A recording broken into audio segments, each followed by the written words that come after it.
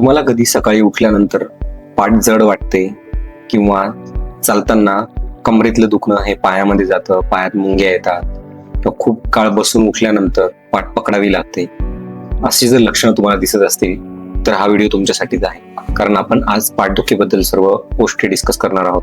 नमस्कार, मी डॉक्टर विक्रम Sonawane, pen physician, Nashik. तर 90% लोकांना आयुष्यात कधी ना कधी पाठदुखीला सामोरे जावं लागतं. सर्वच रुग्णांना या पाठदुखीसाठी शस्त्रक्रियेची गरज नसते. बऱ्याचशा रुग्णांना आपण विदाऊट शस्त्रक्रिया ही ट्रीटमेंट करू शकतो. पाठदुखीचं कारण हे प्रत्येक वेळेस स्नायूंचं दुखणं असंच असू शकतं असं नाही. तर पाठीमध्ये मणके असतात, गादी असते, या गादीच्या मागच्या बाजूने नसा निघतात.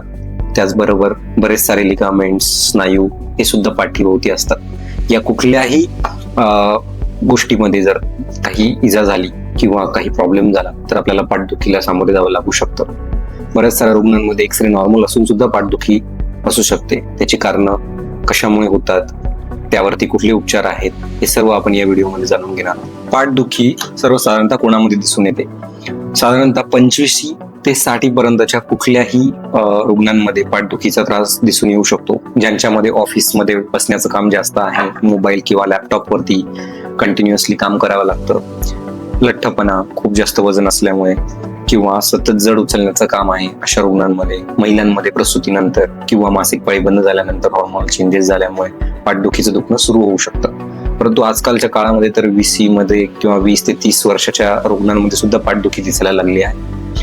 पाठदुखीची सर्वसामान्य कारणं काय आहे? सर्वसामान्य कारण, प्रमुख कारण आहे स्नायूंचं दुखणं. पाठीच्या मणक्याच्या मागच्या बाजूला जी स्नायू असतात त्यांच्यामध्ये वेदना सुरू होतात. या वेदना आपण अचानक जड वजन उचलण्यामुळे किंवा पुढे वाकून काम केल्यामुळे होऊ शकतात. या स्नायूंना इजा झाल्यामुळे हे मसल स्पाझम होतं आणि त्यामुळे सुद्धा पाठदुखी सुरू होऊ शकते.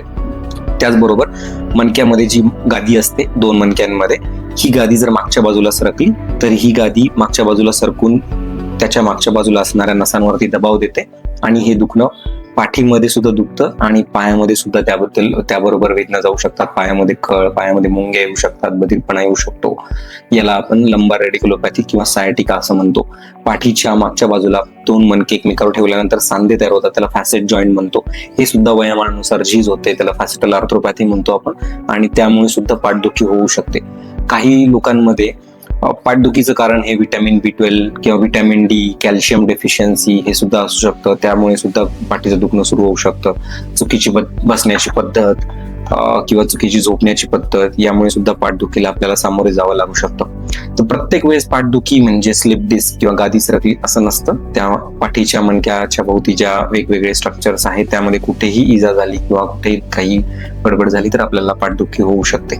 पाठदुखी टाळण्यासाठी आपण काय काय केलं पाहिजे? पाठदुखी टाळण्यासाठी आपण ज्यांचं सतत ऑफिसमध्ये एका चेअरवरती बसून काम आहे, अशा लोकांनी 30 ते 40 मिनिटं बसल्यानंतर उठून स्ट्रेचिंग करणं, पाठीचे स्ट्रेचिंग केल्यामुळे पाठदुखी कमी होऊ शकते. तसंच रोज कोर स्ट्रेंथनिंग एक्सरसाइज, आपला लॅपटॉप किंवा जो PC आहे हा डोळ्यांच्या लेवलला ठेवणं, म्हणजे आपण कंटिन्युअसली मान खाली टाकून किंवा पाठ वाकून बसणार नाही याची काळजी घेणं, योग्य प्रकारची उशी वापरणं, तसंच जड उचलण्याची कामं टाळणं, या सगळ्या गोष्टींचा वापर करून आपण पाठदुखी टाळू शकतो.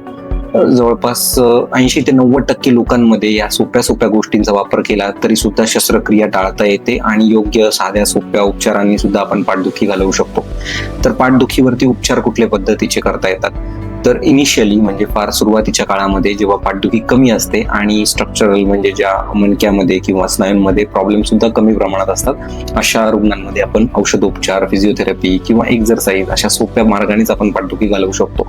तर याच्यापेक्षा जर दुखणं वाढलं आणि आपल्या मणक्यामध्ये थोडी झीज वाढली असेल, गादी सरकली असेल, तर अशा रुग्णांमध्ये आपण एपिड्युरल इंजेक्शन, रूट ब्लॉक किंवा fracture joint injection, radio frequency oblation अशा इंटरव्हेन्शनल ट्रीटमेंटचा उपयोग करून पाठदुखी घालवू शकतो. हे उपचार पद्धती सुद्धा फार सोप्या पद्धतीच्या असतात आणि या आपण OPD मध्ये करू शकतो. विदाऊट ऑपरेशन, बिना शस्त्रक्रिया या सर्व करता येतात. तर फार कमी रुग्णांमध्ये, 5 ते 10% रुग्णांमध्ये ज्यांच्यामध्ये पाठदुखी फार जास्त प्रमाणात असते, हे दुखणं असह्य असतं, ज्यांच्यामध्ये गादी फाटते किंवा यामुळे आपल्या पायामधली ताकद कमी होते, पायामध्ये खूप जास्त वेदना असतात, पाठीत सुद्धा जास्त वेदना असतात, अशाच रुग्णांना आपल्याला MRI करून मग ऑपरेशनचा डिसिजन घ्यावा लागतो. परंतु या रुग्णांची संख्या फार कमी असते.